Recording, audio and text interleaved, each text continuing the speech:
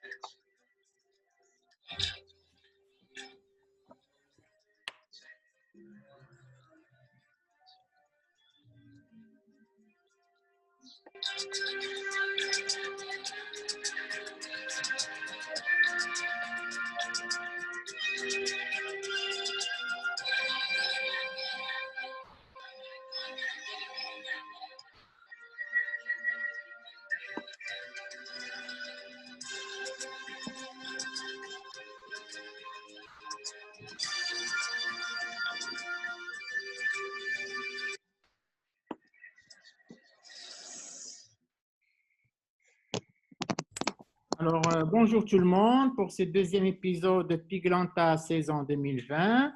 Donc, déjà, on a vu quitter quand même hier Zineb de Rabat, à laquelle on passe tous nos bonjours. On lui souhaite beaucoup de courage dans sa vie, beaucoup de continuation. Mais le chemin est encore long pour être le dernier survivant sur l'île du confinement avec la superbe sacoche d'urgence, Inch'Allah, pour le gagnant. Alors, comment vous sentez déjà par rapport à hier? Ça va, vous comprenez le concept? C'est bon, vous y êtes? Ça va. Oui, Ça donne envie à continuer ou pas? Oui, oui, clairement. Clairement, d'accord, très bien. Alors, on a perdu quel élément? Un citron ou une framboise? On a perdu un citron. citron. Alors, Mehdi, tu as tenu quelques mots d'encouragement par rapport à hier sur votre groupe? Qu'est-ce que tu as dit à ta troupe? Oui, on a essayé de se motiver. Elle a donné un petit mot, d'accord? On l'a remercié pour sa présence. Elle est restée avec nous sur le groupe pour profiter de l'apprentissage avec nous. Bien sûr. Donc, on va commencer tout de suite l'épreuve du confort. Et comme d'habitude, je dois vous diviser en groupes. D'accord? Allez. Donc, deux salles, créer les deux salles manuellement. Alors, je connais le premier groupe déjà.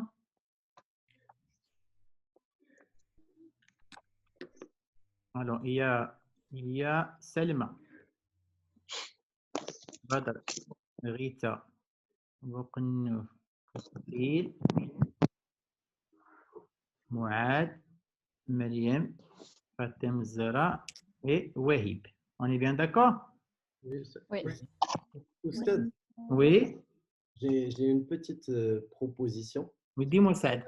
L'épisode d'El Piglanta, quand une équipe était en supériorité numérique, mais chez l'élimination, mais Oui. suite à une blessure le membre, ils ont tiré au sort un membre qui a été exclu de l'épreuve. Allez, j'ai l'équité totale, parce que vous allez jouer 7 contre 7.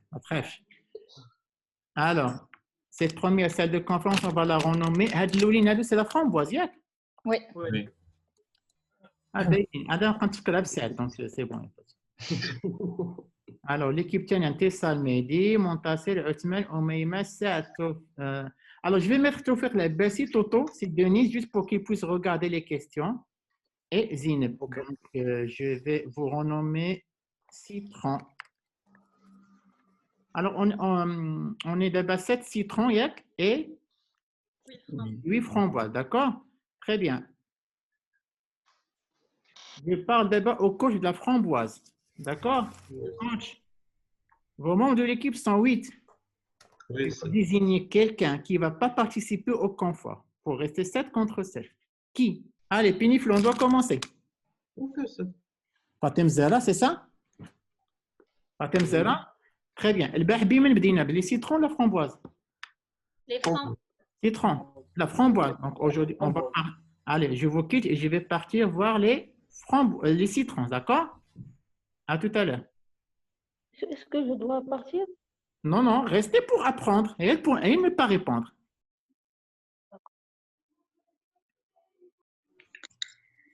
Allez, les citrons et on va commencer les. Tu es prêt? Mehdi, tu es prêt? Ça va, Très bien. ça va. Alors, qui va commencer le premier? Bon, alors, celui qui va commencer le premier, c'est Saad. Saad. Saad, dis-moi 5 signes d'alarme d'une crise d'asthme. Euh, les signes de gravité ou là? D'alarme. Je Ok. veux 5. Allez. Alors, quand on a des troubles de conscience, Oui, le collapsus, oui, le silence auscultatoire, oui, quand on a des gaspes oui. et l'acidose. Allez. Mehdi, Et la le brève. deuxième. Le deuxième. Merde. Bien, alors, le deuxième, ça va être Omeima. Omeima, le DEP. Quelle est sa signification dans la crise d'asthme et quels sont les facteurs qui influencent le DEP? Quelle est sa signification dans la crise d'asthme et quels sont les facteurs qui influencent le DEP? Omeima? فيني أميمة بعدا فين أميمة بصح؟ اللي هو راه ما كايناش أميمة نو Attends, un deuxième. Yalla. Mehdi, donc Selbi. سميتو زينب. Zainab, vas-y, Zainab. Le DEP, c'est le débit expiratoire de pointe. C'est après une inspiration profonde, c'est une expiration forcée qui va nous permettre de juger par rapport à une valeur théorique Oui, si le patient il a un critère de gravité. C'est-à-dire que par exemple, lorsque le DEP est inférieur à 30% de la valeur théorique de base, on va juger que c'est un signe de gravité de la crise d'asthme.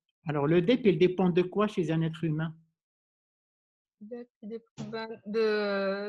Il dépend de la capacité de. Oui, mais c'est-à-dire entre 1 et 1, ça dépend de quoi le DEP? Parce que c'est le DEP inférieur à 30% de la valeur théorique. Et en fonction de quoi? Ce que tu as dit, c'est fonction bien. du Oui, calibre des bronches. Par exemple, lors d'une crise d'asthme, on aura les bronches qui sont. On et aura en une fon- bronchoconstriction. Donc, oui, et en fonction de quoi il peut varier chez quelqu'un. Allez, on verra tout à l'heure. Allez, Mehdi, Oui. troisième. Alors, le troisième, c'est Selbi, il faut préparer. Ne réfléchis ok. pas. Qui? C'est Yasmine n'est Mehdi. pas là. C'est ça. C'est ça. C'est ça, tu es là? C'est ça? Oui, oui. Allez, citez 3 mots-clés dans la physiopathologie de l'asthme aigu grave. Donc, d'abord, c'est l'inflammation, c'est l'œdème, Oui. c'est la bronchoconstriction et c'est l'hypersécrétion bronchique. Quoi d'autre? Ça, Il y c'est a dans aussi toutes les crises d'asthme. d'abord, l'hypersécrétion de muqueuse, Oui, ça, c'est toute crise d'asthme. On a l'activation du l'asthme système aigu grave. sympathique, Non? la stimulation du système sympathique. Pas vraiment. Zid. Donc, on a la C'est tout? bronchoconstriction, l'hypersécrétion bronchique, c'est tout. C'est tout, d'accord. Quatrième, Mido. Bon, après, il y a Othman. Othman, citez les grands principes d'une ventilation d'un asthme aigu très grave qu'on a intubé. Comment on va régler le respirateur? Othman. Othman معنا؟ Oui. Othman, t'insimax. Active ton Ah, micro. désolé, Vas-y, pardon. vas-y. Alors, déjà, on va régler le temps inspiratoire et le temps expiratoire. On va essayer au maximum, c'est-à-dire avoir un temps de 1 sur 3, 1 sur 4 pour Oui. aider le poumon à se vider. On va ensuite insuffler un volume courant entre 8 et 10 millilitres par kilo de poids idéal. En ce qui concerne la fréquence cardiaque, on va essayer Cardiaque ou fréquence respiratoire? respiratoire, pardon. Oui. En ce qui concerne la fréquence respiratoire, il va être aux alentours de 16 cycles par minute. Et le plus important, c'est de pas mettre de PEP. Parce que dans l'asthme aigu grave, on a une PEP auto-PEP. C'est bon? Et en ce qui concerne la fraction expiratoire en oxygène, eh ben, on va essayer de l'augmenter selon la saturation qui est affichée, la saturation pulsée en oxygène. Ok. Cinquième. D'accord. مهدي نقول Je... لك جاوبني ما بقاش تسنى. لا je sais pas ما كايناش انتصار ما كايناش أميمة je sais plus qui reste en fait. Ok. نعاود عاوتاني je peux reprendre une autre personne. Bien sûr, bien sûr. Ah d'accord donc si c'est une autre personne c'est ça. C'est ça? Oui. Oui. Alors, atteignez la classification des bronchodilatateurs. Donc, on a les bêta-2 mimétiques, on a les anticholinergiques, on a les xanthiniques et on a donc le sulfate de magnésium. C'est tout? Pas de détails peut-être? Les bêta-2 mimétiques, Oui, donc sélectifs ou non sélectifs, donc les anticholinergiques, oui, les xanthiniques oui. et donc le sulfate de magnésium. Ok, très bien. Alors, d'abord, Radim Chio, la question 6. Je compte. زينب. Zeynep, citez la classification des pneumothorax. On peut distinguer 3 types de pneumothorax. On a le pneumothorax spontané qui se divise lui-même en 2 sous-types, spontané primitif et spontané secondaire. On a les pneumothorax iatrogènes et les pneumothorax traumatiques. Donc, Ça fait Allez, je vais partir de l'autre côté et je reviens, d'accord? Très bien. Alors, on va commencer les questions. Vous êtes prêts? Oui. Oui. Alors, attendez, je vais préparer les questions.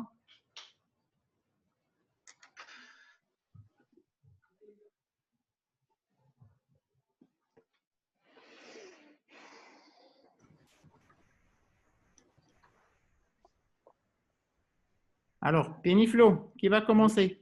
Badr. Badr. Donc, je vais partager l'écran et commençons par Badr. Ça fait? Alors, Badr. Oui. Quels sont les... Donne-moi 5 signes d'alarme de la crise d'asthme. Trouble de conscience, Oui, les pauses respiratoires, oui, le collapsus, oui, les troubles de conscience, قلتها؟ oui, les pauses respiratoires, قلتها؟ oui. شحال باقي لي جوج ولا واحد؟ Juge. pause respiratoire, trouble de conscience, le silence auscultatoire, Oui, il me reste une. oui. Alors, trouble de conscience, une hypercapnie. Oui. Une hypercapnie sévère. D'accord. Qui est responsable de quoi? Les troubles, il y a les troubles de conscience. Oui, mais il va donner quoi au niveau gazométrique? Elle va donner une acidose respiratoire. Péniflo, deuxième personne. Deuxième personne, Mouad. Mouad, le DEP, c'est quoi sa signification dans la crise d'asthme et les facteurs influençants? La DEP, ça signifie dans la crise d'asthme, donc on l'utilise pour, c'est un facteur de sévérité. Donc, Oui, par exemple, une diminution de plus de 20% classe, de plus ou moins de 20% classe l'asthme entre donc asthme sévère et asthme léger. oui, d'accord. C'est tout? Alors, quels sont les facteurs qui influencent le DEP? Donc, il y a l'âge, Oui, le degré de bronchoconstriction, oui, le sexe, oui. le poids et la taille. Et quelle est la valeur pour un asthme aigu grave? C'est moins de? Donc, il est dans l'asthme aigu grave, c'est un facteur diagnostique, il est moins de 30%. Très bien, moins de 30. Très, très bien. OK. Allez. Hamza, tu vas me citer 3 mots-clés de la physiopathologie de l'asthme aigu grave. Premièrement, l'hyperréactivité bronchique, Oui, bronchospasme à l'expiration, oui. inflammation et œdème des muqueuses. Quoi d'autre? Autopep. Très bien. Très, très bien. Autopée. Très bien. Quatrième. Quatrième, Wahib. Alors, Wahib, tu vas me citer les grands principes d'une ventilation d'un asthme aigu grave.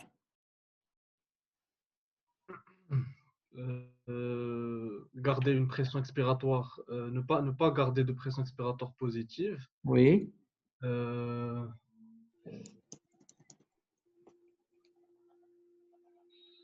il faut intuber l'asthmatique en position demi-assise. oui, Il faut mettre un volume contrôlé, ventilation en mode volume contrôlé. oui, Le volume courant il doit être diminué. oui, La fréquence respiratoire entre 6 à 8 cycles par minute. oui. Il faut allonger le temps expiratoire et la sonde d'intubation doit être de grand calibre. Cinquième question, Piniflo. Ok, alors, Mouad. Mouad, yallah, Daz. Daz, pardon, Rita. Alors, Rita, as-tu une classification des bronchodilatateurs? Alors, en termes de durée d'action, Classification des bronchodilatateurs. d'accord. On a donc, en termes de bronchodilatation pour l'asthme aigu grave, on a les bêta-2-mimétiques, Oui, le salbutamol ou la terbutaline. oui, On a les anticholinergiques comme l'atrovent qui peuvent également servir de bronchodilatateur. oui, On peut utiliser aussi le sulfate de magnésium injectable, oui. 2 grammes en intraveineuse, Et et l'exantinique. les bêta-2-mimétiques, qu'est-ce qu'on peut distinguer? On peut distinguer ou alors en termes de durée d'action, de courte durée d'action ou de longue durée d'action, ou alors en termes Ou en termes de?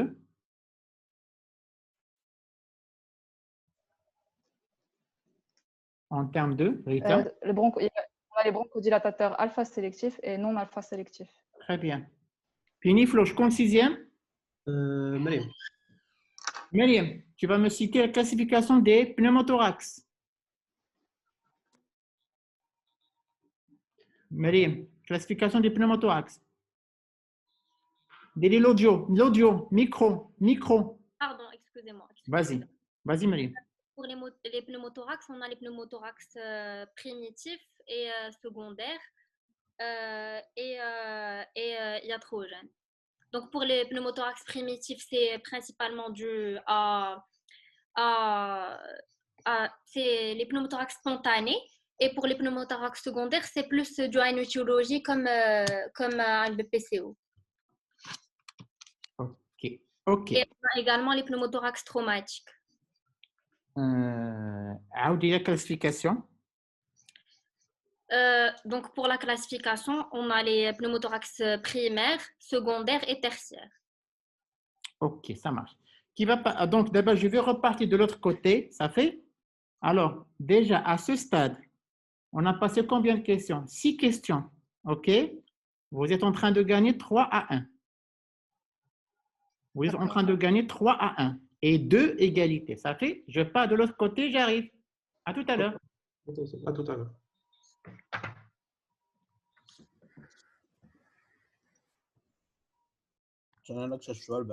Oui, là. Bonjour. Alors, j'ai une mauvaise nouvelle pour vous. Sur les 6 questions, moi, ils sont en train de gagner 3 à 1 et égalité juge. Donc, il faut reprendre. Ça fait? On continue? Allez, go. Mais elle n'est pas présente au stade. Vous ne l'avez pas ajoutée à la salle. Ok, Abindillah, à chaque fois, il quitte la salle. Elle est à la salle, elle est à la salle d'attente, d'après ce qu'elle dit. C'est vrai? Oui. Oui. بلاتي نشوف participants. هيا فين هي أمي؟ هادو بلاتي غادي نخرج من لاصال عندكم صافي؟ ستبقى اون هذا كيتي لا سال. أميمة صافا أنا غادي خصني نزيدك في هادو صافي؟ عاود رجعك الجروب ديالك. Tu es avec la framboisière ou même? Là, Un citron. Là, je te donne. Ça fait, tu es dans le citron, ça fait?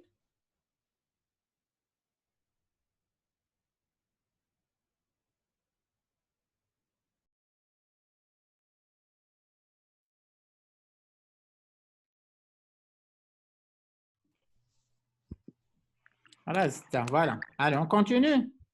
On continue. Oui. Allez, go. On est arrivé à la question numéro 7. C'est bon? Je compte d'abord, Mehdi. منتصر. Montassel. Allez, Montassel. Les questions sont très faciles pour Montassel. Quels sont les 3 critères radiologiques permettant de dire que le PSP, pneumothorax spontané primitif, est complet sur une radio? Alors, pour dire que le pneumothorax il est complet sur une radio, il doit dépasser 3 cm à l'apex et 2 cm au niveau du île. Oui. Euh, Et le 3e critère? On doit avoir une hyperclarté de tous les méchants thoraciques. Adjectif les distances, 3 cm. 3 cm au niveau de l'apex et 2 cm au niveau du île. Mehdi, je compte la 8e question. La 8e question, c'est Uthman. Uthman, Oui. citez les 3 signes échographiques pulmonaires à chercher en cas de pneumothorax. D'accord, on commence tout d'abord par le glissement. Ensuite, on cherche les lignes B. Et finalement, si si on élimine les deux premiers, ça veut dire qu'il n'y a pas de pneumothorax. Et finalement, on cherche le point poumon. Si on le trouve, ça veut dire que c'est un pneumothorax. Question numéro 9. Mehdi. C'est Zineb. Zineb, citez avec précision les différents critères de gravité radiologique d'un pneumothorax. Donc, d'abord, pour parler d'un pneumothorax grave, on va se baser d'abord sur le caractère compressif. Donc, s'il est compressif, on aura un élargissement un abaissement des coupoles diaphragmatiques, élargissement des espaces intercostaux et le refoulement du médiastin. Donc, après, on va voir si un pathologique, Oui. si c'est un pneumothorax bilatéral, Oui. si c'est un pneumothorax avec un niveau hydroaérique, donc en rapport avec un hémopneumothorax, Oui. et finalement une bride interpleurale. 10e question, Mehdi, je compte. C'est Intissar. C'est ça. Tu vas me dire 4 mesures générales et 3 mesures spécifiques pour traiter la BPCO. Donc, c'est les mesures générales. Donc, c'est l'oxygénothérapie. Oui. C'est la ventilation non invasive. Oui. Donc, héparine moléculaire. Oui. Et les bronchodilatateurs. Spécifiques. Pour les mesures spécifiques, ils vont s'attaquer au traitement des facteurs déclenchants. Oui. Donc, on peut avoir traitement d'une infection qui a déclenché le BPCO, donc antibiotiques. Oui. Donc,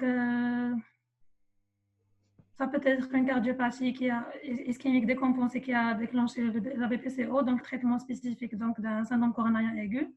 Mm-hmm. Donc, ça peut être une embolie pulmonaire. Donc, anticoagulation. Amen. Alors, Mehdi, 11e question. 11e. Bien sûr. C'est Uthman. Uthman, tu vas m'expliquer la différence entre CPAP et BIPAP. Alors, CPAP et BIPAP, c'est tous les deux des examens qui vont nous permettre une ventilation non invasive. Alors, la différence qui existe, alors, une ventilation invasive, c'est-à-dire qu'ils vont insuffler de l'air. Alors, la différence qui existe, c'est que à BIPAP, on aura, c'est-à-dire le respirateur va insuffler dans le temps, lors de l'insufflation et lors de l'expiration. Tandis que dans la BIPAP, on aura une insufflation d'air imposée. Question numéro 12, Mehdi. C'est Zineb. Zineb, quelles sont les 5 questions à se poser devant une hémoptysie? Donc, pour l'hémoptysie, la première question à se poser, c'est est-ce que c'est grave? Je vais juger du volume. Juste les questions. Est-ce que c'est grave? Donc, est-ce que c'est grave? Quelle est la cause? Quelles sont les comorbidités associées? Ok, donc Est-ce qu'il y a un traitement anticoagulant en cours? Et est-ce que c'est une vraie ou une fausse hémoptysie déjà? دابا قلتي ثلاثة باقيين جوج. Ah, ok, d'accord. Donc il faut s'assurer, il faut d'abord voir ce que c'est grave et la cause. باقي لك ثلاثة جوج. Et la cause? La prise médicamenteuse, est-ce qu'il y a une داخلة prise في gravité هذيك. D'accord. En tout cas là c'est déjà pas mal parce que c'est une Les question. comorbidités? داخلة في la gravité. C'est une question très difficile, j'avoue. Ça fait. Alors maintenant les deux questions qui restent. Les deux questions qui restent pour le coach. Ça fait, Mehdi, ta première question. Hémoptysie grave, c'est quel vasoconstricteur on va utiliser? Par quelle voie on peut filtrer et quelle dose? Alors, l'hémoptysie grave, le vasoconstricteur qui est utilisé, c'est la terlipressine. Oui. Le nom commercial, c'est la gliprécine. Et normalement, on donne 2 mg en IVL, puis 1 à 2 mg chaque 4 heures. C'est ça? C'est tout. Et c'est un vasoconstricteur qui va agir au niveau du système bronchique. La deuxième question. Ça, je n'ai pas complété.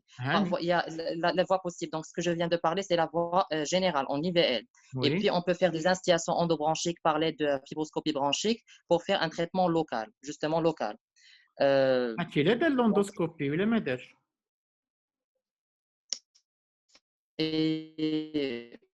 Wow, Mehdi. Donc, Mehdi, j'ai pas compris. Oui. La question d'après, oui. Allez. Oui. Tu as un malade en train d'être nébulisé à 8 litres par minute d'oxygène, nébulisation. Et pourtant, il continue à désaturer. Mais on ne veut pas l'intuber. Que faut-il faire pour augmenter sa saturation? Il est en nébulisation. Une saturation ناقصة شوية. ما بغيتش intuber. Qu'est-ce que je peux faire? Il a besoin de la saturation ديالو. Je peux utiliser une VNI, ventilation non invasive. Limite fait plasme. C'est pas trop recommandé. Limite. Alors, toujours dans l'asthme, toujours ce mal. Oui. Bon, on est dans masque, donc en nébulisation. Alors, qu'elle fait un dernier rajalik, ça fait? Il est loin de l'intubation. Alors, qu'elle fait un dernier rajalik, ça fait? À tout à l'heure. Alors, discutons trop.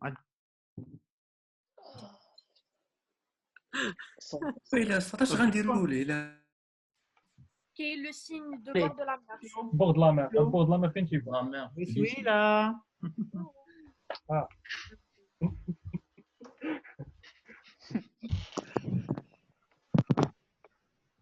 Iniflo, c'est bon? On commence?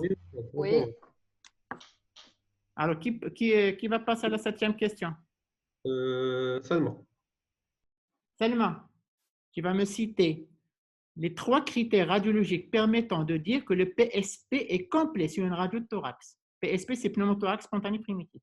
D'accord, donc on a une distance de plus de 3 cm au niveau de l'apex, Oui. un décollement de 3 cm au niveau de l'apex, Oui. et un décollement supérieur à 2 cm au niveau des îles. Oui. Et ça donne quoi sur la radio? Pneumothorax. Ça donne quoi sur la radio en pneumothorax? C'est quoi? Ça donne un moyen pulmonaire avec une opacité linéaire et une smithadique avasculaire. Smithadique. Hyperclarté avasculaire. Enfin, hyperclarté. Très bien. Allez, je compte. Piniflo. Alors, Rita. Rita, quels sont les 3 signes échographiques pulmonaires à chercher en cas de pneumothorax? Alors, en cas de pneumothorax, on recherche d'abord le signe du glissement pleural.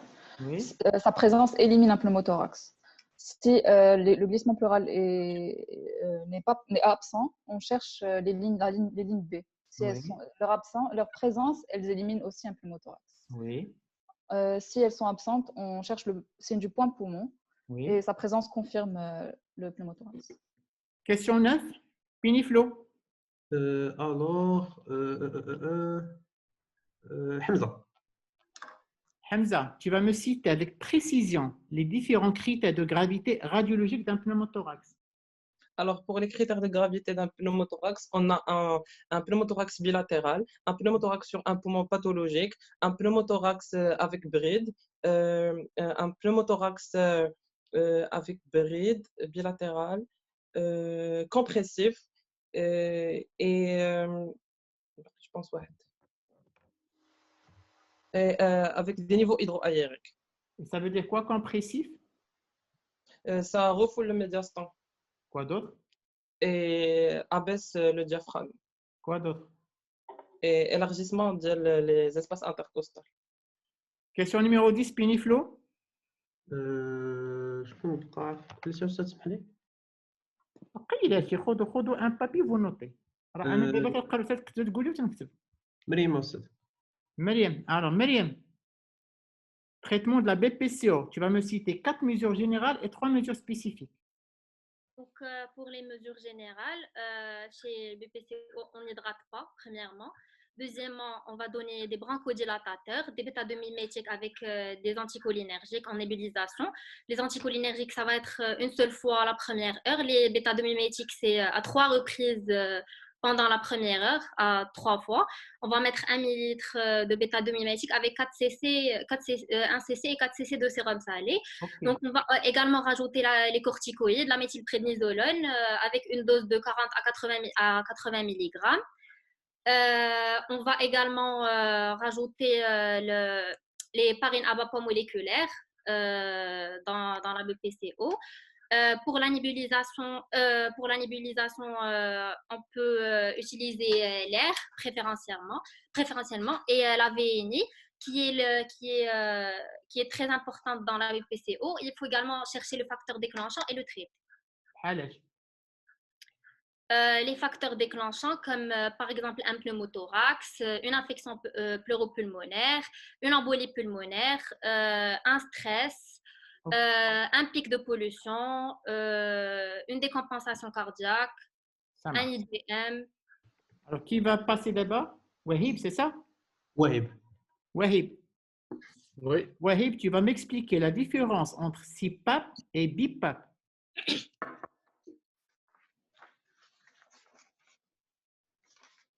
Alors, CPAP, c'est une continuous, pression continue. Et la BIPAP,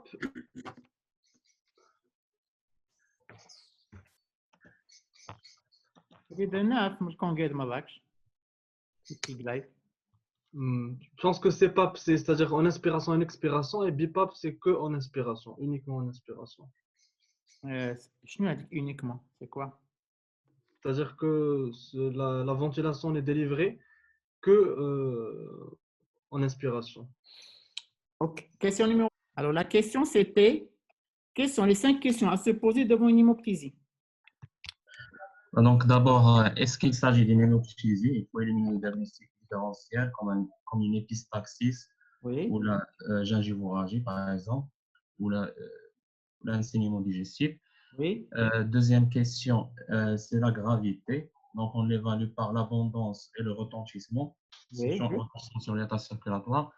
Troisième question, il faut chercher la localisation, l'étiologie et puis le traitement qu'on va avoir. Ça marche. Alors, pour les 2 dernières questions, c'est pour Piniflo. Piniflo. Oui, c'est ça. Les 2 questions d'école, ça fait? Oui, c'est ça. Première question, hémoptysie grave, c'est quel vasoconstricteur, par quelle voie on peut l'administrer et quelle dose? Donc, c'est la terlipressinacide. On va la donner par voie IV. Pour la dose,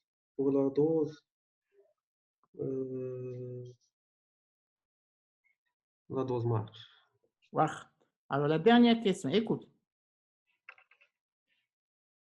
Vous avez un malade asthmatique grave, ça fait? Asthmatique grave.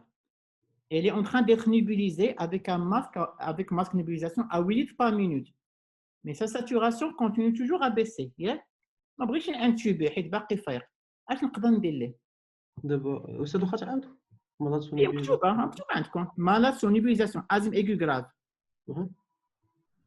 La saturation diato, elle est limite, mais elle est loin de l'intubation. Que faire? Sans l'intuber. وساد غادي نزيدوا ليه لا لونيت تحت من الماسك ديال النيبيليزاسيون. Très bien. Avant, c'est tout simplement. Ça fait? Donc, on va partir débriefer tout ça et je vais fermer les groupes. Voilà, je vais fermer toutes les salles et on va.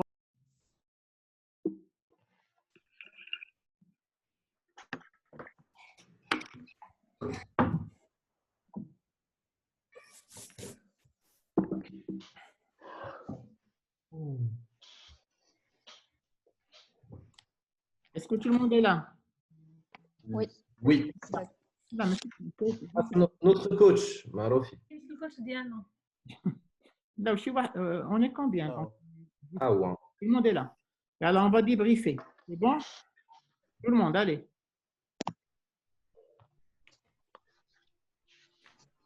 Les 5 signes d'alarme d'une crise d'asthme. Trouble de conscience, les signes d'épuisement, de silence auscultatoire, le collapsus et l'acidose respiratoire. Ça fait? Dans cette question, il y avait une égalité entre SAD et Badr. Égalité entre SAD et Badr. Deuxième question. Le DEP, ça signifie quoi dans la crise d'asthme? C'est le débit expiratoire de pointe. C'est un signe spécifique d'un asthme aigu grave moins de 30%. D'accord? Il dépend de l'âge, du sexe et de la taille. Le DEP dépend de l'âge, du sexe et de la taille. Et sur cette question, la framboise Mouad a un peu mieux répondu que Omer. Cuisine, pardon. Cuisine, oui. Troisième question, la physiopathologie de l'asthme aigu grave. Alors écoutez, j'ai d'abord l'augmentation majeure des résistances. Pourquoi? Parce qu'il y a l'hypersécrétion, il y a l'œdème inflammatoire, il y a la bronchoconstriction. Mais il n'y a pas que ça. Parce qu'en fait, quand les bronches sont serrées, je n'arrive plus à expirer. Donc, qu'est-ce qu'il y a? Il y a un piégeage d'air. Oui. C'est ce que nous appelons l'hyperinflammation dynamique. Et cette hyperinflammation, c'est elle qui laisse une pression expiratoire positive. Ça s'appelle l'autopète. Alors, il se trouve que Hamza, du côté de la framboise, a parlé de l'autopète et je lui donne le point. Alors, quatrième question. Citez les grands principes d'une ventilation d'un asthme aigu grave, très grave. Donc, j'intube en position assise. Je préfère la kétamine comme sédation parce que la kétamine, il dilate en plus, il endort, mais il dilate les bronches. Je prends une grosse sonde d'intubation pour éviter les résistances. Il faut faire des petits volumes et des petites fréquences et sans PEP. Et je pense sur cette question, Wahib a largement dominé le sujet et je lui donne le point. D'accord? Question 5. Les bronchodilatateurs. Il y a les bêta-2 mimétiques, sélectifs et non, anticholinergiques, xanthiniques, sulfate de magnésium. Il y a une égalité parfaite entre Rita et Intisal. Pas de point. Question numéro 6. La classification des pneumothorax. Nous avons d'abord, il y a spontané et iatrogène traumatique. Spontané fait en deux types. Soit sur poumon sain, on appelle ça pneumothorax spontané primaire, soit sur poumon pathologique, on appelle ça pneumothorax spontané secondaire. Sur cette question-là, Zineb a été beaucoup plus précise du côté du citron et je donne un point. Question numéro 7. Les 3 critères radiologiques, donc hyperclarté périphérique, distance au-delà de 2 cm au niveau du île, distance au-delà de 3 cm au niveau de l'apex. Il y a une égalité parfaite entre Montasser et Selma. Quels sont les 3 signes échographiques pulmonaires à chercher en cas de pneumothorax? Le glissement, les lignes B et le point poumon. Là aussi, une égalité parfaite entre Reutemann et Rita. Cite avec précision les différents critères de gravité. Donc, ils sont 5. Le compressif, le niveau hydroaérique, la bride, le caractère bilatéral du pneumothorax et les anomalies du parenchyme sous-jacent. Là aussi, égalité parfaite entre Zineb et Hamza. Traitement de BPCO. Citez 4 mesures générales et 3 mesures spécifiques. Les mesures générales, la VNI, l'oxygène, les bronchodilatateurs, les HPPN. Les mesures spécifiques, le drainage, l'antibiothérapie et la corticothérapie. Je trouve quand même que la framboise malienne a mieux répondu que Tessal. Donc, je donne le point pour la framboise. Expliquez la différence entre CPAP et BIPAP. Il y avait une hésitation du côté de oui parce que Huttman a été direct. Il a dit que CPAP, on insuffle des pressions positives pendant tout le cycle respiratoire, alors que la BIPAP, c'est pendant l'inspiration. Et je donne le point au citron Huttman. Toto, tu notes? Oui, oui. Enfin, j'ai pas tout noté من الأول, mais j'ai noté هاد الأخرانيين. Moi, je note. Anna Rani, je note. Voilà, je note notre affiche. J'ai tout.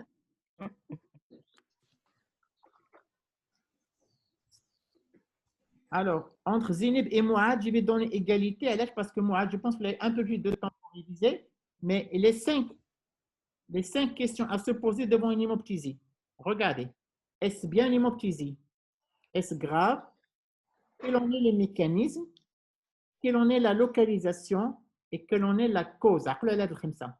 Est-ce bien une hémoptysie? Est-ce grave? Quel en est le mécanisme? Quelle en est la localisation? Quelle en est la cause? Donc, pour ça, c'est une égalité. Pour les coachs, quel vasoconstricteur, par quelle voie et quelle dose? L'endoscopie. Mehdi, tu es là? Oui. Écoutez, toi et Piniflo, vous avez parlé de la terliprécine. Mehdi, il a parlé aussi de la voie intraveineuse, mais le plus de Mehdi, il a cité la dose. On peut même la donner par nébulisation. On peut même donner la terliprécine par nébulisation. D'accord? Et je donne le point. Ah, on n'a pas trouvé le. C'est bon. Aïe. Croyez-moi. Ah, c'est bon. Alors, je donne le point au citron, Mehdi. Ça fait la dernière question. Un asthmatique que vous nébulisez et sa saturation baisse. À votre avis, qu'est-ce qu'on fait? Mehdi, qu'est-ce qu'on fait? Je peux répondre. On associe justement le masque associé aux lunettes à oxygène. Je savais la réponse, j'ai répondu juste 5 secondes après avoir arrêté le live. C'est vrai. C'est vrai. C'est trop tard. Pourquoi? Parce que Piniflo a rapidement répondu et je donne le point à la framboise Piniflo. Au total que je pense, bon, je reviens à la salle principale. Est-ce que vous êtes tous là? Oui, je déclare la framboise vainqueur du confort. D'accord? Très bien. Alors, que sera votre confort à votre avis? Une aide pour l'immunité. Ça va être une aide pour l'immunité.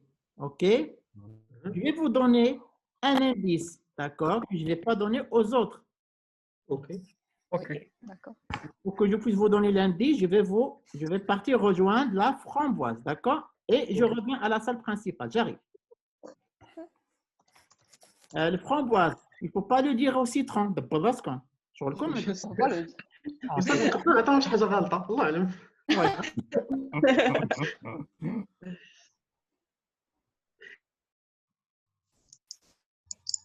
Framboise. Framboise. Oui. Alors, chauffe. Ça devrait être une embolie pulmonaire. Embolie pulmonaire. Ça devrait être une embolie pulmonaire. Devrait être une embolie pulmonaire. C'est ça mon indice. Ça fait? OK. Alors, je reviens à la salle principale.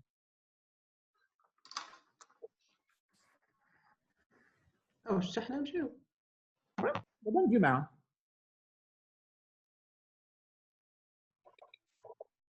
Alors, citron. C'est bon.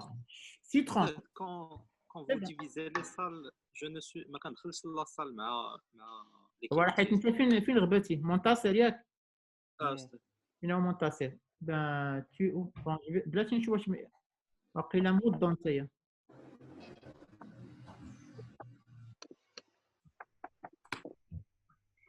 كي خصنا نديرو ندخلوك انت في السيترون ياك وي غادي نديرو ندخلوك لهاد لاصال ويت منتصر il est là plus arrêté nommer كي غادي نديرو لك اخويا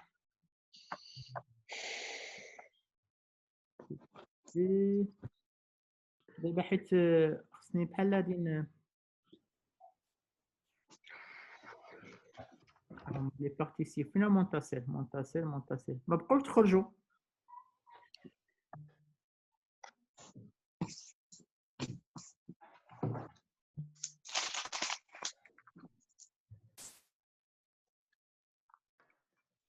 غير comment rajouter شي واحد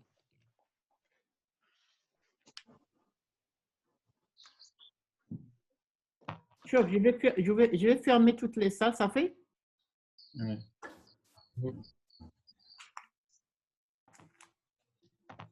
comment faire ouvrir toutes les salles attendez avoir منتصر affecté قلتي citron ياك c'est bon tu es dans citron ça fait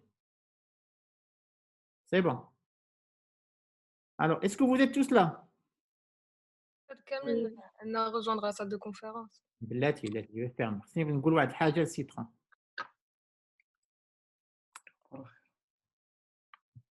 tout le monde est là tout le monde est là yeah? Alors Oui.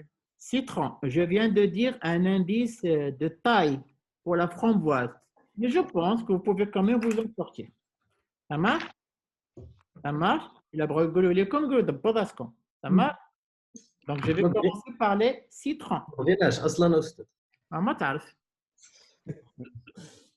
allez citron on va partir on va ouvrir les salles à tout à l'heure les rouges À tout. À l'heure.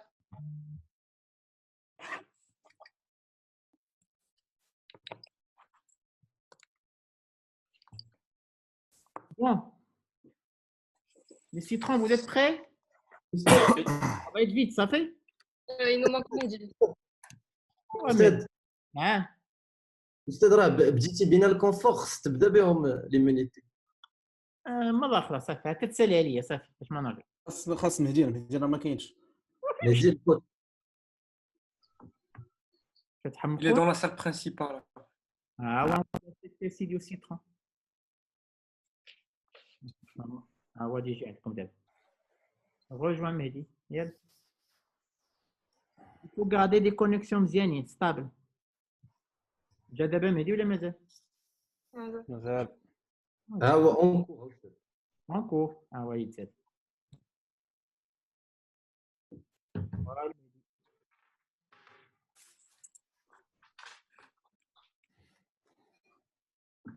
Non. J'ai allergé. قال لكم سا شارج Voilà. اه صافي سي بون Mehdi, la connexion. C'est bon.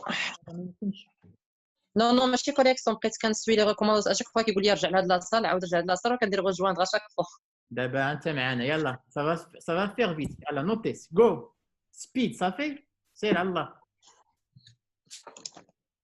vous êtes deux gardes aux urgences pédiatriques vous recevez un enfant de 10 ans sans antécédents notables qui se sent fatigué ces derniers jours et là il arrive pour gêne respiratoire ça fait donc un enfant de 10 ans qui vient pour gêne respiratoire il est très très fatigué. Ça marche? D'accord. Quelle est votre conduite à tenir initiale? FMM. ISS, vu la pandémie actuelle. Si tu veux. Ah, on est loin de la pandémie. On prend les fonctions vitales du malade. Fonction vitale. On a les go. 6 juin, c'est fonction vitale. Go, qu'est-ce que vous en pensez? Rapide. Oh, c'est un patient qui se présente pour une détresse respiratoire qui est Non fébrile. très polypsychique et une détresse hémodynamique. Avec un collapsus. Avec un collapsus. Très bien. Donc, vous retenez la détresse. Des signes droits. Très, très bien. Donc, vous avez dit la détresse respiratoire, le collapsus et les signes droits. Oui. Et vous avez noté la forme de fièvre aussi. Apéritique, oui. Non, apéritique. Okay. Apéritique. Mise en Apéritique, C'est apéritique. bon, c'est bon. Mise en condition de traitement initial. Donc, On commence par l'oxygène. Oui, On prend Alors, 2 voies veineuses de périphérique de gros calibre. oui, On met un masque à haute concentration. oui, D'accord? On le met en position circonflexe inversée. oui. Et je lui mets une sonde urinaire conventionnelle pour chiffrer la diurèse. OK. Traitement initial? Je rajoute à ça, vérifier la liberté des voies aériennes supérieures au cas où il y aurait un... Il est conscient, il est conscient. Pas de souci. Il est conscient. Non, Il y a pas pour la conscience, c'est pour un objet qu'il aurait inhalé.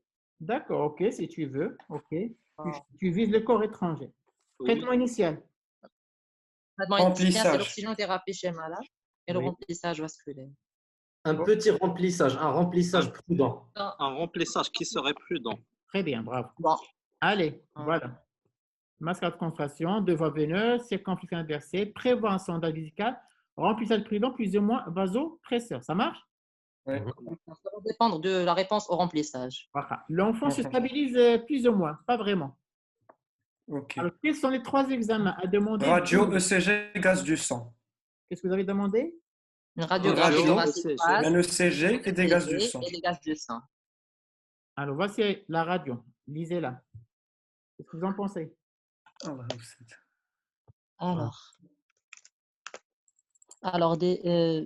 on interprète? Oui, oui, en gros. Chauffe. Un Est-ce réanimateur, il réagit vite. Tac, tac, tac. Allez. Alors, c'est une radiographie thoracique de face. Alors, pour moi, le rapport cardio-thoracique, il est augmenté.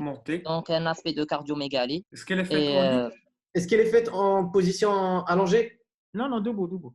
Debout. de vos faces. Donc, voilà. Donc, Probable c'est de face. cardiomégalie.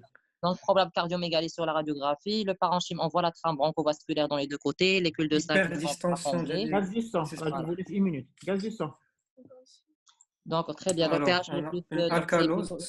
plutôt une alcalose. Alcalose respiratoire. Normalement, une Respiratoire. Alcalose Respiratoire. Alcalose Et respiratoire. lactate A2, donc lactate norme. Alors, bicarbonate Une lactate. désaturation. Une désaturation. Une SAO2 à désaturation, la 90%. SAO2 à 90%. ECG. Alors, le CG, très bien. Donc, on a un aspect, bon, déjà, une tachycardie sinusale. D'accord? On a une tachycardie sinusale, très bien, on va dire vers les 110, 120 battements par minute. Du cœur pulmonaire aigu. S1Q3. Voilà. On a l'aspect en S1Q3 des antennes S1Q3. inversées dans le trouble de repolarisation. Très bien. Ok, ça marche. On continue. Et un bloc de branche cardiologie. droit. Un Oui. bloc de branche droit. Voilà. Des respiratoires et des signes droits. Alors, Les quatre étiologies citez-moi peuvent donner un fois de... citez-moi au moins 4 étiologies qui peuvent donner à la fois une détresse respiratoire et des syndromes. Donc, déjà, un pneumothorax suffocant. Donc, un tamponnade gazeuse, d'accord? Une tamponnade Une embolie pulmonaire. pulmonaire et une Péricardite. tamponnade. La tamponnade. Tamponnade, que ce soit gazeuse ou cardiaque, avec une embolie pulmonaire proximale qui va donner là. Une autre étiologie. Un état de choc. Ça peut être un idée dans les Il n'est pas fébrile. Un bronchospasme. Il m'a dit, Il n'est pas fébrile. Une exacerbation. باقي صغير على اليدين باقي صغير. Plutôt une HT, plutôt يكون عندنا un contexte problème pulmonaire avec Une cardiopathie, une cardiopathie, cardiopathie. Il n'a aucun antécédent, le malade. Une exacerbation d'asthme ou une bronchite. Il n'a aucun antécédent. Un bronchospasme. Un bronchospasme. Une Myocardite. Très bien, Tessa. Ça peut être myocardite. Bravo. Il vous a sauvé un Tessa. Allez. Voilà. Tant qu'il n'est pas tout à fait stable, quel est l'examen que vous allez devoir rapidement réaliser? Une échographie. Une échographie. Une écho-cœur, c'est ça? Oui. Allez. Allez, qu'est-ce que vous voyez? Endocardite. Thrombus OD, discret épanchement péricardique. Le thrombus signe pathognomonique de l'embolie pulmonaire. Donc, vous retenez quoi? Auriculaire. Donc, une embolie. Je retiens une embolie pulmonaire. Ok, si tu veux, embolie pulmonaire à 10 ans, ok. Oui, mais thrombus OD, c'est possible. La myocardite. Vous décidez. Vous voulez quoi, embolie, myocardite? Embolie pulmonaire. Moi, j'ai dit embolie pulmonaire. Le thrombus en intra-aortique est un signe pathognomonique de l'embolie pulmonaire. Oui, moi aussi, je retiens embolie pulmonaire. Bon, on va voir. Alors, écoutez, vous pensez vraiment à l'embolie pulmonaire, justement. Mais qu'allez-vous chercher à l'interrogatoire à l'examen clinique? Alors, déjà, c'est un sujet jeune. Donc, moi, je m'oriente vers un terrain de thrombophilie. Oui. D'accord? Donc, c'est pas normal qu'un sujet jeune fasse une embolie pulmonaire. Bon, déjà, je cherche bon, il se peut qu'il soit déjà qu'il est. Qu'est-ce que vous allez chercher à l'interrogatoire et à l'examen clinique? Est-ce qu'il a fait une FA qui était responsable du thrombus en intra-auriculaire? Je vous dis On va que chercher d'abord la notion d'angine pour éventuellement évoquer un rhumatisme articulaire aigu. Et donc, zéro antécédent. Zéro antécédent. Zéro antécédent. Il n'y a pas de cas similaires dans la famille? Des cas similaires dans la famille? Non, pas d'hérédité, non. Une prise de toxique ou médicamenteuse? Non. Il se sentait fatigué ces derniers jours, donc ça peut être un épisode grippal en rapport avec une rhinopharyngite. Donc, éventuellement, on peut évoquer une infection streptococcique et un RAA qui aurait donné ça. Au RAA, c'est que le thrombus. Parmi les complications, on peut avoir des... S'il vous plaît, les amis, sur l'échographie parce que traitez la connexion. Un thrombus en intra-auriculaire droit avec dilatation des cavités. Et l'examen clinique. Alors écoutez, voilà ce que nous avons trouvé à l'interrogatoire. Zéro antécédent. L'interrogatoire, parce qu'on n'a pas terminé l'examen clinique. Zéro antécédent, ça fait? D'accord. Alors l'examen clinique, vous cherchez quoi? On va chercher déjà une thrombose veineuse profonde. Thrombose des membres inférieurs, parce que majoritairement l'embolie pulmonaire est fait suite à la thrombose veineuse profonde. Donc, il se peut qu'il fasse une thrombose veineuse profonde et puis se complique d'embolie pulmonaire. Voilà. D'accord, s'il a un terrain prédisposant. Un examen dermatologique. Un examen Pourquoi? Je cherche des examens cutanéens. Je recherche de lésions de vascularité. vascularité. De lésions de vascularité, un rage cutané, les paupières, elles sont comment? La langue, elle est comment? Alors, j'y arrive. Votre examen trouve tout ça. Il trouve en plus un syndrome odémateux généralisé. Avec petite douleur. D'accord. Syndrome néphrotique. Syndrome néphrotique. Ah oui, syndrome néphrotique. On cherche antécédents dénaturés, protéinuries. Alors maintenant que faut-il chercher exactement à l'examen clinique? Donc, au fait, est-ce que c'est pur ou impur? Donc, il faudra chercher s'il y a une hématurie associée. Il faudra faire une bandette urinaire. D'accord? Donc, je prends une bandette urinaire, je protéinurie d'hématurie. Qu'est-ce que vous allez chercher à l'examen clinique? Une soufflure du visage. On cherche s'il y en a un contact lombaire. On recherche s'il y a au fait une autre. Il y a est-ce que les CRE des autres. Est-ce qu'il y a des signes hémorragiques? Pourquoi le contact lombaire? Ça peut être un néphroblastose, bien une polykystose rénale. Dans ce cas-là, il y a déjà des signes parce que je suis à 10 ans. C'est possible, mais pas à 10 ans. On peut chercher des signes de dyslipidémie. De dyslipidémie à cet âge? On recherche les signes d'atteinte des autres séreuses. Est-ce qu'il y a des signes hémorragiques? Il y a une acide associée. Il n'y a pas de signe hémorragique. Alors écoutez, regardez ce qu'on va chercher. Est-ce qu'il y a une acide associée? Elle est toujours enflée. On va chercher un œdème inflammatoire d'un des membres. Mais que les membres inférieurs. Vous avez compris? On ne va pas chercher que la thrombose des membres inférieurs. On va chercher la thrombose des membres supérieurs. C'est la différence. Alors, regardez ce qui va se passer. Regardez ce que nous avons trouvé. Il a un œdème douloureux du membre supérieur gauche. Vous avez compris? Oui. Vous avez noté? Là, vous vous dites que probablement, elle est en train de faire une EP sur thrombophlébi des membres supérieurs gauche. Quels sont les deux examens d'imagerie à demander rapidement? Une écho cardiaque du membre supérieur gauche. Et une biologique. La démagerie. Donc l'écho-doppler. Est-ce que en rapport avec le membre supérieur gauche ou là en général? En général. Une angiographie, les amis, là. Une angioscanner thoracique? Un quoi? Scanner thoracique, un Doppler des membres supérieurs. Ok, donc vous avez demandé un Un Doppler. Doppler du membre supérieur. Vous avez et demandé un un Doppler et un angioscan thoracique, c'est ça? C'est Bien ça? sûr, en ayant les contre-indications de la Les amis, je pense à un Doppler rénal, Pourquoi le Doppler rénal? On ne sait pas, peut-être oui. que le thrombus, il peut peut-être une migrer, écho il peut rénale. donner une sténose de l'artère rénale, ce qui va expliquer aussi l'œdème généralisé. Je ne suis pas d'accord avec Donc, vous. on De fait toute façon, on garde l'angioscanner thoracique. On garde l'angioscanner thoracique. Thoracique avec l'écho Doppler des membres inférieurs, des membres vous supérieurs. regardez, vous êtes d'accord? Très bien. Voici l'angioscan. Qu'est-ce que vous trouvez?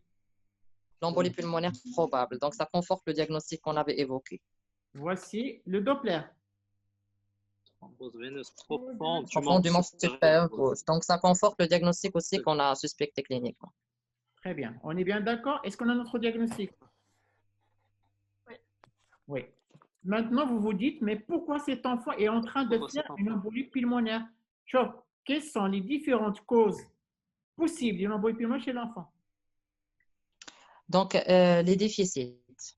Déficit en protéine S, en protéine C, l'hyperhomocystéinémie, le déficit. Allez, chacun doit me donner une cause. Allez, Mehdi, tu as parlé de thrombophilie. Les autres? Moi, je donne le syndrome néphrotique. Syndrome néphrotique. Les autres? Hépatie. Comment? Insuffisance, oui. Une hépatie. Une hépatite? Pas Une vraiment. insuffisance hépatique. Non, pas vraiment.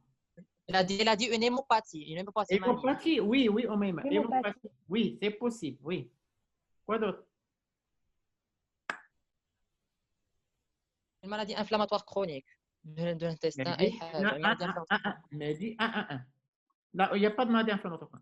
Très bien, mais vous avez cité trois bonnes causes, c'est bien. Mais regardez, tout ça, ça peut donner une embolie pulmonaire chez l'enfant. La thrombophilie, les infections sévères, les interventions chirurgicales, les traumas, le syndrome néphrotique, le lupus et la leucémie lymphoblastique aiguë. Ça marche? Il fallait tout simplement demander un très simple examen dès le départ. Lequel? Là, depuis le Non, monsieur. Dans le sens étiologique, un examen étiologique? Pour chercher. Protéinurie. Le bandelette urinaire. La bandelette urinaire. Vous regardez la bandelette urinaire ou autre chose? On part sur bandelette. Oui, on garde la bandelette. On part sur bandelette. Bandelette urinaire. Bandelette ou autre chose, vous êtes sûr? Bandelette. Allez, bandelette, qu'est-ce que vous trouvez? Bandelette. Une protéine est associée à une hématurie. Donc, Donc, probablement, c'est quoi? Syndrome néphrotique impur. Syndrome néphrotique. Impur. Très bien. Après plusieurs explorations, un syndrome néphrotique a été retenu. Quel est l'aspect anatomique le plus fréquent? Quand on va faire la PBR chez cet enfant. Quel est l'aspect anatomique que vous avez trouvé le plus fréquent? Je vous donne 10 secondes. C'est un aspect peut-être qui n'est pas spécifique. En général, celui qui donne plus de l'embolie pulmonaire. 10, 9, 8, 7, 6, 5. Une prolifération intraglomérulaire. HSF. Comment? Une HSF. Qui a dit ça? Omeima? Omeima, tu as dit quoi? C'est quoi HSF? Hyalino segmentaire et focal. Ok, c'est une hyalino segmentaire et focale.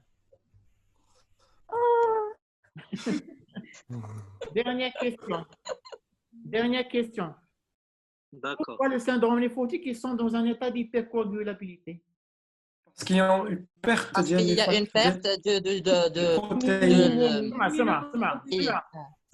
Chacun veut me donner une raison. Je vais donner la raison de Loula. Parce qu'il y a une perte à travers les urines. L'antithrombine 3. Très bien. Perte de l'anti-trembutatoire. Quoi d'autre? Les autres?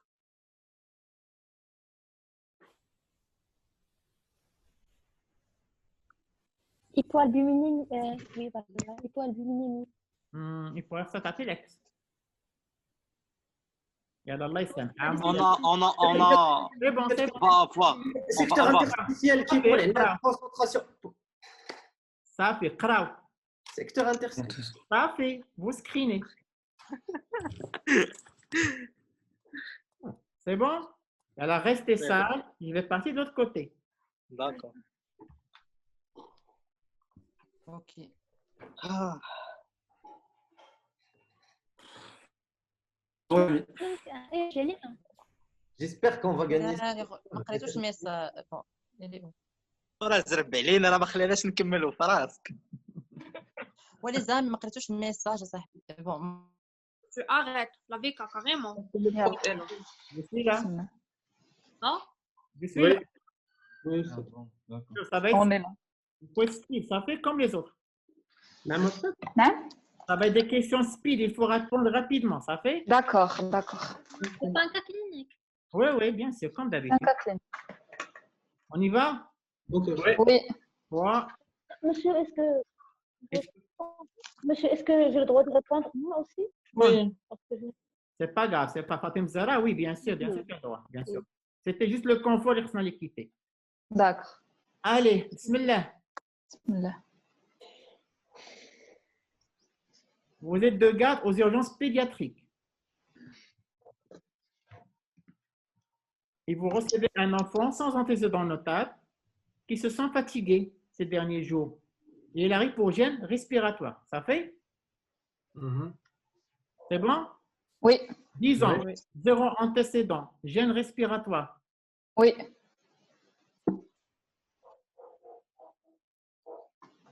Conduite routinière.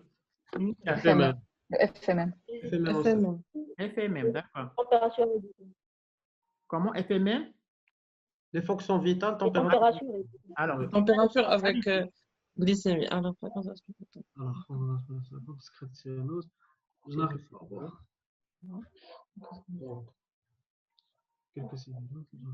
De l'hypotension, état de choc. Voilà. Alors, qu'est-ce que vous en pensez? Qu'est-ce que vous détectez comme anomalie? Alors, Il est polyclinique. on a une détresse respiratoire au premier plan. Oui. Ainsi qu'un collapsus cardiovasculaire. Oui. Pas de fièvre, glycémie normale. Il désature à 84%. C'est une détresse respiratoire, oui. Et des signes d'insuffisance ventriculaire droite, à savoir l'hépatomégalie. Oui. C'est ça. Très bien. Allez. Et bien sur le plan neurologique. Bon. Conditionnement. Comment vous conditionnez ce malade? Le traitement initial. Un masque à haute concentration. Oui. Deux voies veineuses périphériques de gros calibre. Oui. Pas de sonde gastrique. Il n'en a pas besoin. Position train d'élément. Voilà. Une position. Non, pas une position. Vous êtes sûr? Parce qu'il est en détresse respiratoire. Et Pas très d'élément. Position demi-assise. Position demi-assise. Donc, Oustad Randeroulé, c'est un garçon, Oustad? Oui. On va recueillir les urines pour surveiller la DURS. Oui. Oui. La position? La position demi-assise. Si vous voulez. Circonflexe inversé, Oustad, pardon. C'est plutôt ça. Circonflexe inversé parce qu'il a une hypotension et une détresse respiratoire. Très bien. Traitement initial. Donc, oxygène. Donc, on a mis un masque à haute concentration. Oui. Allez-y.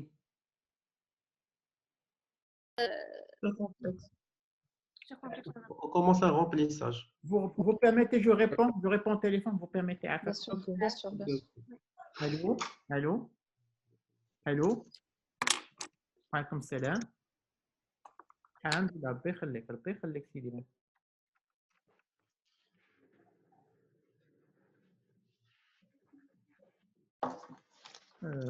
با فريمون نعيط حتى شويه. شكون هذا؟ انا تعرفي انا؟ عرفتك استاذ ديلان.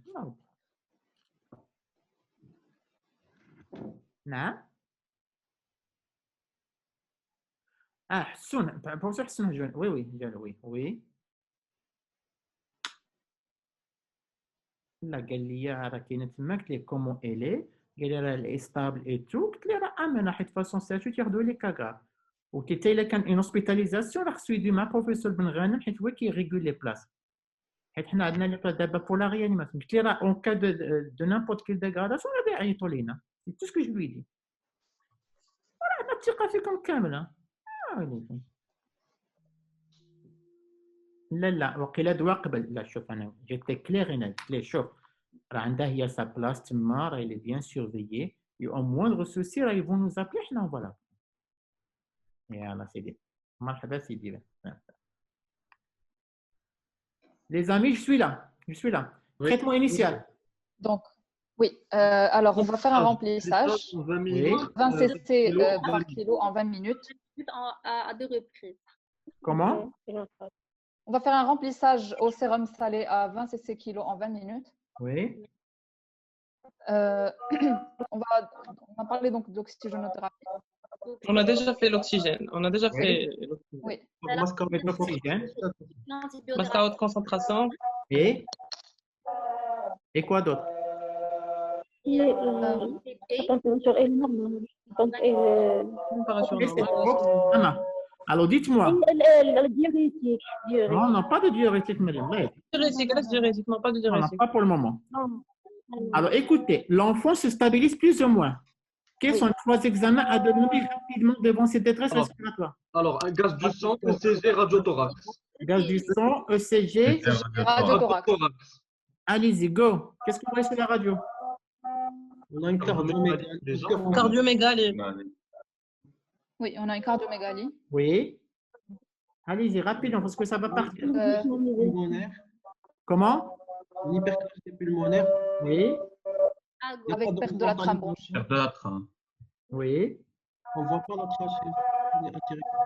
Gaz du sang. Alors, gaz Nalcalose.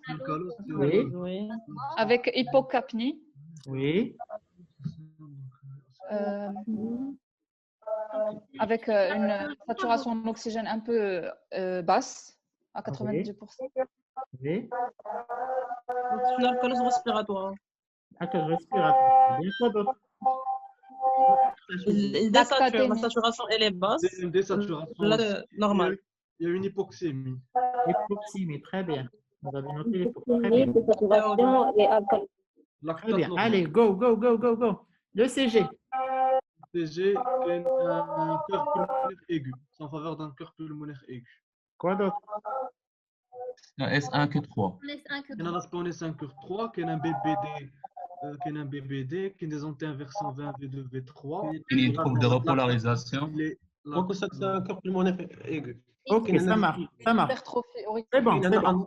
Donnez-moi, écoutez, donnez-moi 4 étiologies qui peuvent donner à la fois détresse respiratoire et des signes droits. Embolie pulmonaire. Oui. Un pneumothorax compressif. Oui. Une tamponnade vraie. Tamponnade vraie, tamponnade gazeuse. Embolie pulmonaire grave. Une embolie pulmonaire grave. PCO. 10 ans seulement. Elle a 10 ans. Il a 10 ans. Ah, pour ce cas, une cardiopathie congénitale. Ben oui, c'est un cas congénital. Quoi? Cardiomyopathie. Cardiopathie congénitale. Une cardiopathie. Elle a 0 antécédent. Ah. Un asthme. Oui. Une myocardite. C'est possible. Une myocardite, très très bien. Oui. Une très bonne réponse. Une myocardite, c'est bon. Voilà les quatre éléments qui peuvent donner ça. L'embolie pulmonaire, la tamponnade vraie, la tamponnade gaz et la myocardite. Parfait. Allez. Tant qu'il n'est pas tout à fait stable, quel est l'examen que vous allez devoir rapidement réaliser? Le TT. Une échographie cardiaque. Écho cardiaque. Zét. Lisez l'écho cardiaque. Qu'est-ce que vous voyez? Dilatation des cavités droites, thrombus de l'oreille droite. Thrombus au niveau de l'oreille droite. Ok. Donc, oui. Donc c'est un cœur pulmonaire aigu, ça. Avec un thrombus de l'oreille droite, et probablement une embolie pulmonaire grave. Une embolie pulmonaire, mais c'est probable, c'est très spécifique, le thrombus de l'oreille droite. Donc c'est une embolie pulmonaire grave. Très bien, c'est une embolie pulmonaire. Très bien. D'abord, votre enfant se stabilise et vous pensez très fortement à une embolie pulmonaire. Qu'allez-vous chercher à l'interrogatoire et à l'examen clinique? Un antécédent d'infection ORL dans les 15 jours, نقلبوا الأستاذ على les œdèmes des membres inférieurs وبغينا une bandelette urinaire أستاذ. Oui, bandette urinaire. Aussi, نشوفوا في le cas clinique le signe de Homans, ce qu'il est positif. Le hormone c'est négatif, la bandelette urinaire, il y a de la protéinurie. Est-ce qu'il y a un membre? Comment? Comment? Des antécédents profilés. Est-ce qu'il y a un membre qui est cyano? Un membre? Un membre? Quel membre? Membre supérieur ou inférieur? Inférieur أستاذ. On peut penser aussi au syndrome néphrotique. Le membre Oui, oui, c'est possible. Alors, le membre supérieur il est un peu démassé. Alors, regardez ce qu'on va trouver dans l'examen clinique. L'interrogatoire, l'antécédent, elle est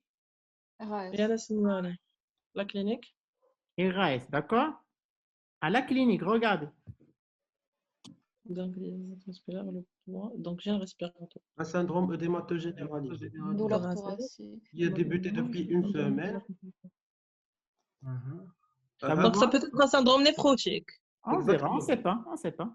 Le membre supérieur, il est œdémacié. Œdémacié, oui. Oui, ça va venir. Alors, justement, que faut-il chercher exactement? Vous l'avez demandé. Oui. Œdème inflammatoire d'un des membres, pas seulement le hormone. C'est ce que vous avez dit, d'accord? Oui. Voilà. Le membre supérieur aussi, d'abord, on a un Doppler direct le membre. Doppler dit le membre qui est œdémacié. Syndrome œdémateux généralisé, œdème douloureux du membre supérieur gauche. C'est bon? Ça vous va? Oui, on fait un Doppler. Là, c'est marrant. Là, vous vous dites probablement qu'il est en train de faire une embolie pulmonaire. C'est le thrombophlébi du membre supérieur gauche. Qui sont les deux examens d'imagerie à demander rapidement? Alors, Doppler dit le membre qui est œdémacié, le membre gauche. Supérieur gauche. Les deux lignes. Et l'angioscan. Et l'angio-TDM. L'angioscan, oui. L'angioscanner thoracique plus l'échographie du Doppler du membre supérieur qui est apparemment thrombosé. Très bien. Alors, l'angioscan. Une embolie pulmonaire. C'est bon? Oui. Le Doppler. Du membre supérieur. C'est une thrombose veineuse du membre supérieur. Donc, une thrombose veineuse. Une TVP. Voilà, Quel est votre diagnostic? Une embolie pulmonaire. C'est thrombose veineuse profonde. Alors maintenant, vous vous dites, mais pourquoi cet enfant est en train de faire une embolie pulmonaire? Alors, d'accord? Une coagulopathie congénitale. Peut-être un syndrome néphrotique avec coagulopathie. Taisez-vous. Laissez-moi parler. Oui. La question quand même. Alors, quelles sont les différentes causes possibles de l'embolie pulmonaire chez l'enfant? Chacun va me dire une cause. Professeur, déficit congénital de la protéine C. Oui. Un syndrome néphrotique. Syndrome néphrotique. C'est une autre cause. Déficit en protéine S ou là une mutation du facteur 5 de Leiden. Très bien, c'est syndrome néphrotique, vous l'avez dit, zit. Une maladie générale qui augmente la viscosité sanguine. حالش. Syndrome de l'hyperviscosité. Tous les syndromes d'hyperviscosité, c'est-à-dire il y a les leucémies. Polyglobulite. Thrombocytémie. Quoi d'autre? Alors, vous avez cité la protéine C. Thrombophilie. C'est thrombophilie. L'antithrombinose, c'est de la mutation. هادو كاع داخلين في la thrombophilie. دويتو la thrombophilie, syndrome néphrotique, la leucémie, quoi d'autre? Polyglobulie de Vaquez. Voilà, à 10 ans. 10 ans, c'est pas très spécifique. Autre chose. Des maladies inflammatoires. حالش. Maladie de système. Le B7. À 10 ans. Bleed, Kawasaki plutôt. Le lupus avec un syndrome des antiphospholipides. Très bien, le lupus. Bravo. Allez. Moi, je vais la sauver. Thrombophilie, les infections sévères, les interventions chirurgicales, les traumas, le syndrome néphrotique, le lupus et la leucémie. Ça marche? Oui. Allez, go. Fallait tout simplement demander un très simple examen dès le départ. Lequel? Vous l'avez demandé, vous. La bandelette urinaire. Allez, qu'est-ce que vous trouvez? Protéines. 3 quoi de protéines. Croix. Et le sang à 2 croix. Et l'inétrie négatif. On a une Ou pas hématurie une infection urinaire. urinary avec un syndrome œdémateux, donc c'est probablement un Un syndrome néphrotique. Mais dans le patient, il a une hypotension, donc c'est un syndrome néphrotique qui est Impur. Non, et pur. C'est pas, c'est l'ostéa. Il y a l'hématurie macroscopique. Oui, mais c'est un syndrome néphrotique. Impur. Probablement impur. Très bien. Alors, chauffe. Après plusieurs explorations, justement, nous avons retenu le syndrome néphrotique. D'accord? Flanapat, la PBR, quel est l'aspect anatomopathologique le plus fréquent? Lésion glomérulaire minime. L'HSF. Monsieur l'hyalynose segmentaire focale. LGM. Chez l'enfant, c'est les LGM. D'accord. Quel est l'athlète? Allez. Qui est une HSF. Glomérulaire minime, mais aussi HSF. OK, les qui est une lésion glomérulaire minime ou qui est une hyalynose segmentaire et focale. OK, d'accord. Extra. Les lésions segmentaires. Très bien, très bien. Alors, chez ce patient, c'est une HSF. D'accord. D'accord. Hyalynose segmentaire et focale. Dernière question. Pourquoi les gens qui sont atteints de syndrome néphrotique font de l'hypercoagulabilité? Diminution de En fait, une diminution des protéines, parce que vu qu'il y a une fuite de protéines, donc le foie il est stimulé et dans sa stimulation, il sécrète aussi des facteurs procoagulants. Plus la fuite d'anticoagulants. Dans la fuite de l'albumine, qui est responsable de la coagulation, et dans l'hypersécrétion des facteurs de coagulation par le foie. Par le foie. Oui. Exact. La fuite des protéines. La fuite des facteurs de coagulation. Fuite urinaire de l'antithrombine. L'antithrombine et protéine C, S, Lors du passage pour les œdèmes. Très bien. Très bien. Alors, écoutez. Voilà les causes. Activation plaquettaire, augmentation du facteur Willebrand, augmentation de l'agrégation plaquettaire, de l'agrégation de globules rouges, les fuites glomérulaires et hyperconsommation de l'antithrombine 3, diminution de l'activité de la protéine S, augmentation de la synthèse hépatique des autres facteurs. On va tenir ça. Il y a augmentation des lipoprotéines qui empêche la fibrinolyse. Ça marche? Oui. Allez, on va se rejoindre à la salle principale. Je vais quitter la salle des conférences. Retour.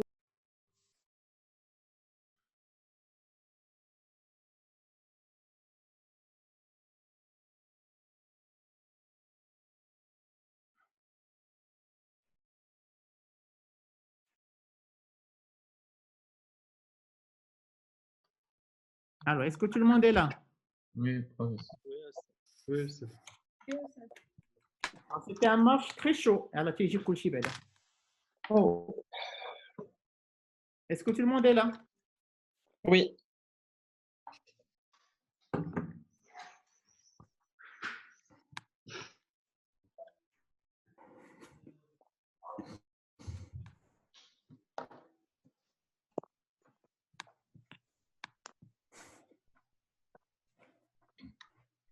Est-ce que tout le monde est là? Oui. Donc, ça s'est joué vraiment sur des petits détails, mais vraiment des petits détails. D'accord? Sur la première partie, vous êtes bien tous les deux. Donc, il y avait les FMM. Vous avez détecté la détresse respiratoire, le collapsus, les signes droits et l'absence de température. Vous l'avez mis en condition correctement. Du côté de la framboise, alors, ce n'est pas un remplissage 20 cc par kilo, c'est un remplissage prudent. D'accord? Par contre, au niveau de la gazométrie, citron, il fallait parler aussi de l'hypoxémie. Vous avez juste parlé de la désaturation, chose qui a été dite par la framboise. Les différentes causes. On a dit la désaturation. Mais pas l'hypoxémie, c'est deux choses différentes. Écoutez, la désaturation, d'accord. de la saturation, mais l'hypoxémie, c'est quoi? C'est la baisse de la pression artérielle en O2. C'est deux choses différentes. Pour le reste, c'est bon. Alors, il y a une petite différence quand même, parce qu'au niveau de la framboise, ils ont pensé à examiner tous les membres d'emblée. Du côté du citron, on a examiné que les membres inférieurs au départ. Et on a rapidement demandé les bandettes urinaires du côté de la framboise. Pour le reste, c'est presque la même chose. Il y a un petit souci quand même. Les causes de l'embolie pulmonaire chez l'enfant, il ne fallait pas oublier quoi? Alors, vous avez cité quoi? La thrombophilie, syndrome néphrotique, les leucémies et le puce. Le puce chez l'enfant, ça peut donner ça et qui a été dit pour la framboise. D'accord? Alors, normalement, On a dit les maladies. j'ai tout devant moi. Je note tout ce que vous dites. Donc, alors, je suis en train de noter les plus et les moins. Alors, je vais annoncer quand même l'équipe qui a gagné l'épreuve d'immunité. Alors, l'équipe qui a gagné l'épreuve d'immunité, ça sera la framboise. Ouf.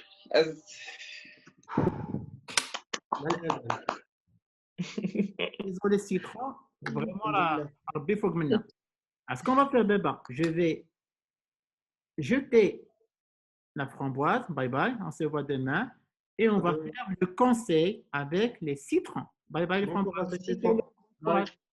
Bon courage. Au revoir, bon courage. Merci. Bon courage.